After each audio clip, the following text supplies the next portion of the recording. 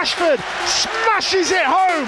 His 19th goal at Old Trafford this season. Manchester United. You remember this, right? 2023. If you were watching football then, you remember what it felt like when Marcus Rashford got the ball. The whole stadium just held its breath. You knew something was about to happen. He'd get it on the wing, drop his shoulder, and just explode. That season, he was playing a different sport, 30 goals. First United player to hit that number since Robin van Persie a decade earlier. He was the club's player of the year, the guy who dragged the team to the finish line all by himself. He wasn't just another player. He was the hometown hero, the kid from Wythenshawe living the dream. He was on top of the world. And then, not even 2 years later, he was gone, frozen out. The club he played for since he was 7 years old didn't want him. They took his number 10 shirt and gave it to someone else. They shipped him out on loan to Barcelona, basically just to get him out the door. So, how does that happen? How does the hero of the city go from being the best player in the league to a guy the club can't get rid of fast enough? This isn't just a story about a player losing form, it's about how the dream of being a superstar can turn into a total nightmare. And to get how it all went wrong,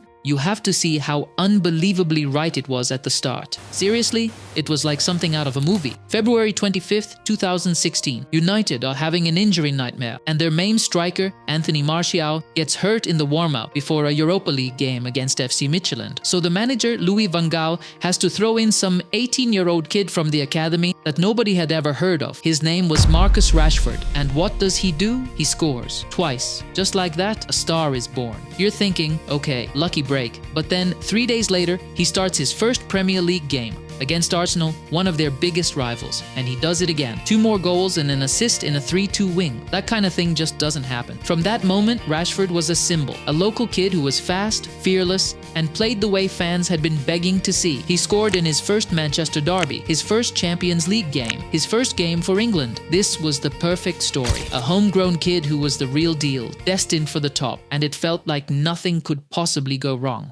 But then, things changed. Jose Mourinho arrived, and Mourinho was a different kind of manager. He was a serial winner, a guy who was all about getting the job done, and he didn't really care about fairy tales. He clearly trusted Rashford. The kid played more games for him than anyone else. But Mourinho had his own ideas. He was blunt about it. He didn't think Rashford was a natural goal scorer, so he stuck him out on the wing, turned him into a workhorse, and made him defend a lot. For Rashford, this was a reality check. The explosive freedom he had on his debut was being swapped for tactical discipline. Sure, the team was winning trophies like the League Cup and the Europa League, but you could see the spark was being coached out of him. The fun seemed to be disappearing, replaced by the hard grind of the Mourinho way. Then, in December 2018, Mourinho got the sack. In came a club legend, Ole Gunnar Solskjaer, and the vibe completely changed. Solskjaer basically took the handbrake off. He put Rashford back up front and just told him to go and attack. And he went nuclear. He banged in 22 goals that season, linking up with Martial and Greenwood to form a front three that was genuinely terrifying. He wasn't just the future anymore. He was one of the best players in the league. But here's the catch. When you're the main man, everyone relies on you. And that pressure found a new way to get to him. Just as he was playing the best football of his life, his body started to fall apart. He suffered a double stress fracture in his back. For a player whose whole game is speed, that's a killer. The next season, he tore a muscle in his shoulder, but instead of getting surgery, he played through the pain for nearly a year to help the team. He was still scoring goals, but you could tell he was hurting. He was running on fumes, and eventually you have to pay the price for that. After missing that penalty for England in the Euro 2020 final, he finally had the shoulder surgery, but when he came back, it was a disaster. The 21-22 season was the worst of his career. He only scored 5 goals. He looked physically and mentally drained, a total shadow of himself. He'd hit rock bottom. And just as it looked like it might all be over, a new manager walked through the door with one last chance to fix him. That new manager was Erik Ten Hag, and what happened next was a total resurrection. The 22-23 season was, by far, the best of his career. Playing with a confidence and a swagger we hadn't seen in years, he was just unstoppable. For a few months that season, people were seriously arguing he was the best player on the planet. He got his 30 goals. He was player of the year. It felt like he'd finally beaten his demons and was ready to be the leader everyone hoped he'd be. So the club gave him a massive new 5-year contract, making him one of the highest paid players in the world. This was it, the ultimate reward. And it was the beginning of the end. Because as soon as he signed that contract, the pressure went to a whole new level, and almost immediately he crumbled. The player who was electric just months before was gone. His goal count dropped from 30 to just 8,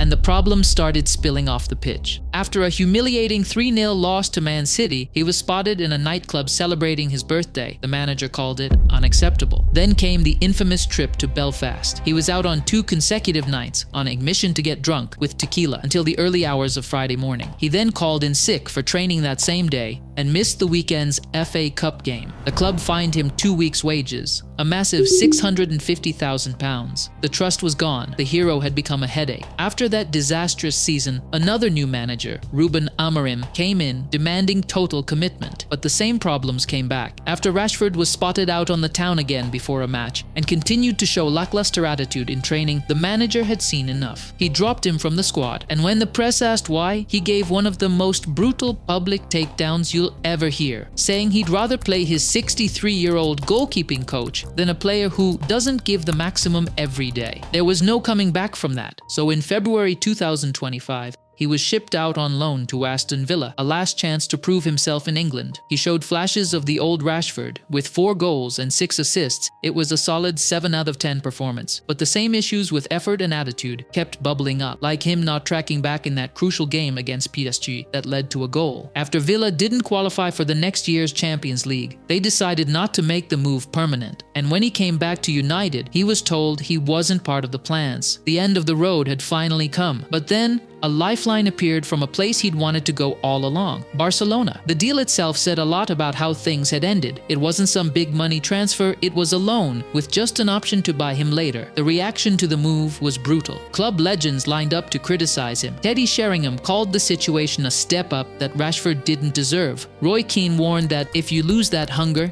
it's hard to get it back. The general feeling was that, based on his conduct, Rashford was a lucky boy. So what really happened here? It wasn't just one thing. It wasn't just the injuries or the managers or the partying. It was the story itself. That fairy tale start was almost a curse. It set a standard that was impossible to live up to. Every time he made a mistake, it wasn't just a mistake. It was a betrayal of that perfect story he was supposed to be. In the end, Marcus Rashford didn't fail because he wasn't good enough. He failed because the pressure of being the perfect hero, the kid who could do no wrong, was a weight too heavy for anyone to carry forever.